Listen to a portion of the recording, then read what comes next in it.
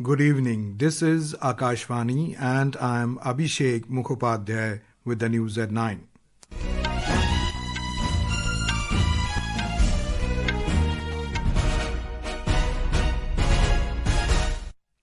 The headlines.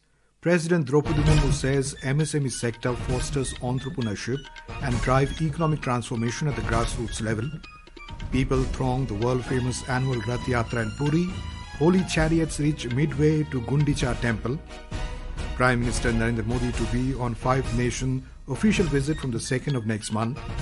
India exports indigenous advanced diesel locomotives with modern facilities to Mozambique. In Pakistan, 18 people swept away in flash floods in Khyber Pakhtunkhwa province. And in chess, Indian Grandmaster R Praggnanandhaa wins Uzbekistan Masters title in Tashkent.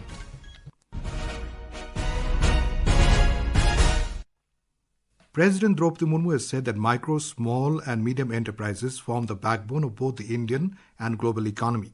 By fostering entrepreneurship, generating employment and promoting inclusive development, MSMEs continue to drive economic transformation at the grassroots level. Addressing the International MSME Day function in New Delhi today, the President said the MSME sector is playing an important role in the progress of the country. सूक्ष्म लघु और मध्यम उद्यम न केवल देश के सफल घरेलू उत्पाद में महत्वपूर्ण योगदान देते हैं, बल्कि वे जमीनी स्तर पर नवाचार को भी बढ़ावा देते हैं। ये उद्यम रोजगार सृजन के साथ साथ सामाजिक समावेश को भी सफल प्रदान करते हैं। एक अनुमान के अनुसार एमएसएमई क्षेत्र भारत के सफल घरेलू उत्पादों में लगभग 30%, विनिर्माण क्षेत्र में 36% और निर्यात में 45% का योगदान रहा है। In Odisha, about 10 lakh devotees today gathered in Puri to catch a glimpse of the deities on the chariots during the annual world-famous Rath Yatra. This is the only time of year when devotees see Lord Jagannath leaving the Puri Jagannath temple with his brother Balram and sister Subhadra. 3 majestically decorated chariots carrying idols of the deities were pulled this afternoon from Puri Jagannath temple along the 3-kilometer stretch of the Grand Road for 9-day journey to the aunt's residence, Gundicha temple.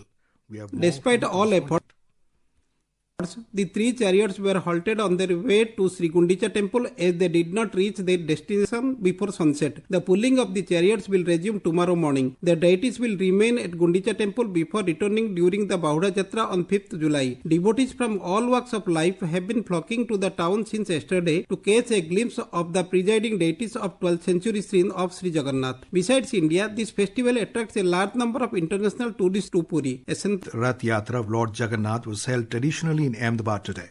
Home Minister Amit Shah participated in the Mangal Aarti early in the morning, followed by Chief Minister Bhupendra Patel performing the Pahind Vidhi and flagging of 3 chariots. We have a report. This year's Rath Yatra marked a first with the Gujarat police giving Lord Jagannath a guard of honor at the procession's commencement. During the Rath Yatra, some Gujrats became uncontrollable and were subsequently retired from the event. As the 3 chariots reached Saraspur in the afternoon, they rested for a while before being sent off to their respective temples. The Rath Yatra also featured youths showcasing various feats in the different arenas. Meanwhile, Chief Minister Bhupendra Patel monitored the Rath Yatra's movement and management in the Ahmedabad city through a live broadcast on the video wall at his residence. He received detailed updates on the Rath Yatra route, location, police monitoring using artificial intelligence and drone technology and security arrangements. Harshal Pandya, Akashvani News, Ahmedabad. President Droupadi Murmu has extended her greetings to all citizens on the auspicious occasion of the sacred Rath Yatra in Puri, Odisha. आज जगत की नाथ जगन्नाथ का रथ यात्रा है। जगन्नाथ हम सबको सुख शांति दे, इसीलिए आप सबको बहुत बहुत शुभकामनाएं देती हूँ और सबको मैं कहती हूँ कि सब उसी ध्वनि से बोले कि जगन्नाथ के कर्ण तक ये आवाज पहुँचे। जय Jagannath. Prime Minister Narendra Modi also extended his greetings to all citizens on the sacred occasion. Prime Minister Narendra Modi will be on an 8-day official visit to Ghana, Trinidad and Tobago, Argentina, Brazil, Namibia in the next month. The Prime Minister will visit Ghana from the 2nd to the 3rd of next month. This will be the Prime Minister's first ever bilateral visit to Ghana. During the visit, the Prime Minister will hold talks with the President of Ghana. Both the nations will review the strong bilateral partnership and discuss further avenues to enhance economic, energy and defense collaboration and development cooperation partnership. In the second leg of his visit, Mr. Modi will pay an official visit to Trinidad and Tobago from the 3rd to the 4th of July. The Prime Minister will hold talks with the President of Trinidad and Tobago, Christine Carla Kangaloo, and Prime Minister Kamla Prasad Bisesar. In the third leg of his visit, Prime Minister Narendra Modi will travel to Argentina from the 4th to 5th of July.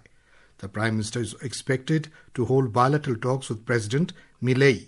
Both the leaders will review ongoing cooperation and discuss ways to further enhance India-Argentina partnership in key areas including defense, agriculture, mining, oil and gas, renewable energy, trade and investment. The Prime Minister will travel to Brazil from the 5th to 8th of July to attend the 17th BRICS Summit 2025. This will be the Prime Minister's fourth visit to Brazil. The 17th BRICS Leaders Summit will be held in Rio de Janeiro. During the summit, the Prime Minister will exchange views on key global issues, including peace and security, strengthening multilateralism, responsible use of artificial intelligence, climate action, global health, economic and financial matters.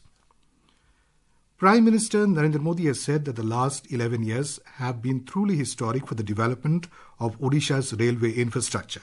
Sharing an article written by Union Railways Minister Ashwini Vaishnav, Mr. Modi said Bharatiya rail travel has been eased especially for pilgrims to the holy city of Jagannath Puri.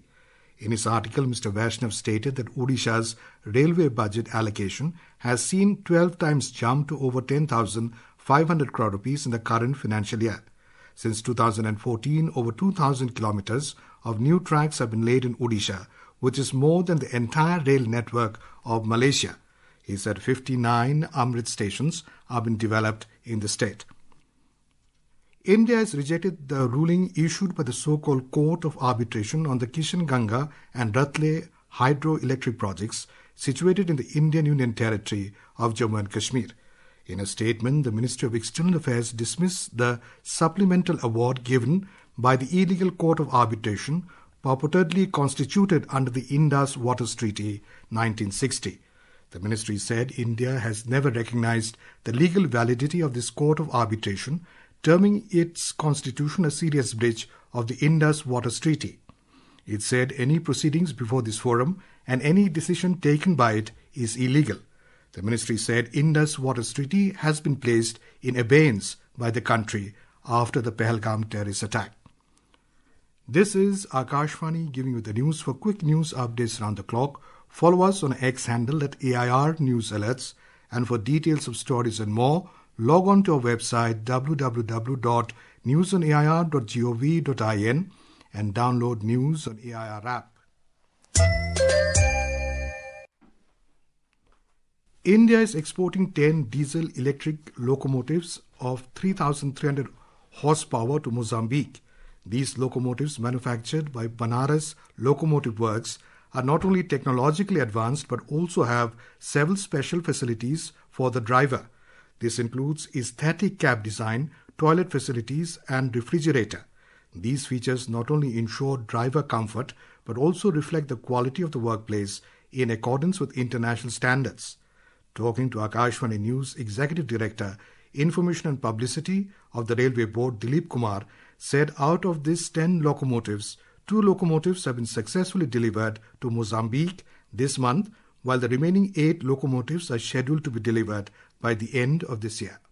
Varanasi में स्थित railway कारखाना को Mozambique से 10 locomotive के निर्यात का order प्राप्त हुआ है और उसी के तहत 2 लोकोमोटिव ऑलरेडी जून महीने में वहां भेजा जा चुका है।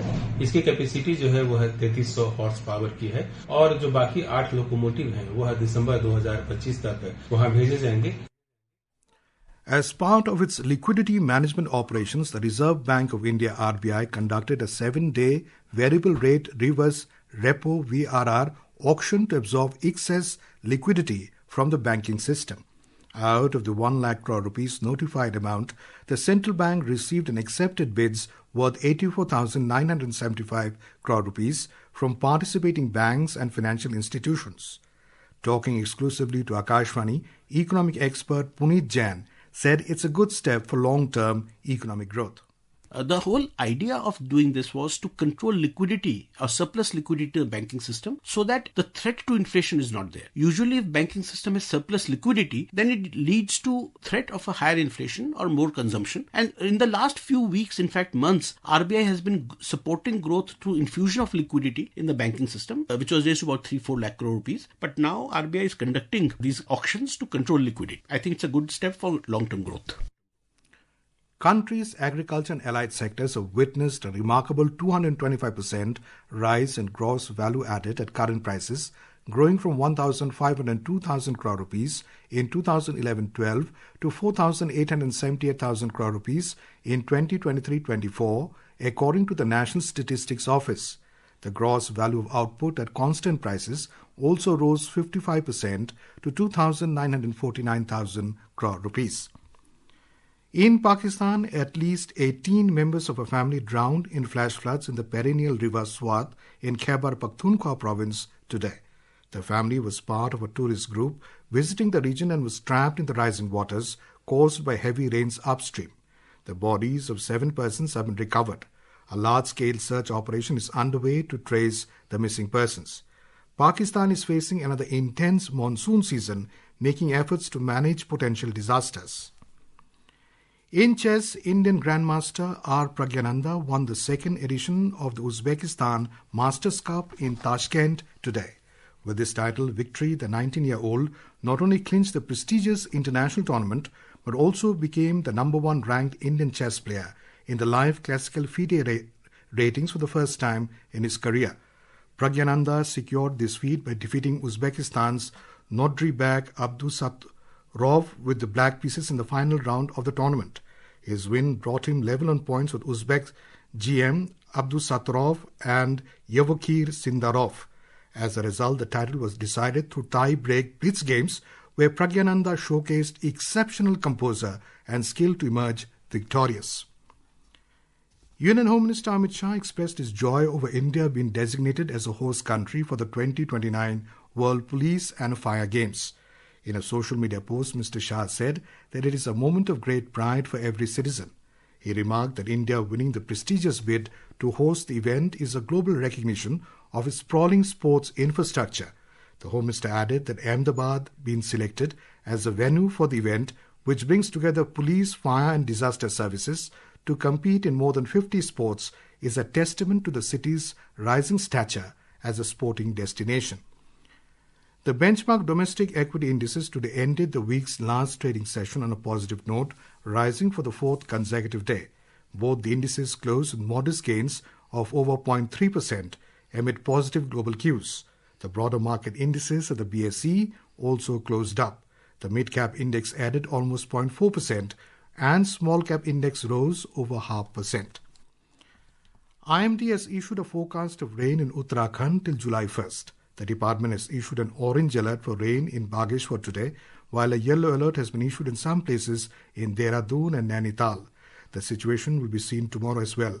Due to heavy rains last night in Rudraprayag district, the block road near Sonprayag Shuttle Bridge and Munkotia have been temporarily opened for pedestrian traffic. And now, before we end the bulletin, the headlines once again. President Droupadi Murmu says MSME sector fosters entrepreneurship and drive economic transformation at the grassroots level. People throng the world-famous annual Rath Yatra in Puri. Holy chariots reach midway to Gundicha temple. Prime Minister Narendra Modi to be on 5-nation official visit from 2nd of next month. India exports indigenous advanced diesel locomotives with modern facilities to Mozambique. In Pakistan, 18 people swept away in flash floods in Khyber Pakhtunkhwa province. And in chess, Indian Grandmaster R. Praggnanandhaa wins Uzbekistan Masters title in Tashkent. And that is all in the news at 9. Good night.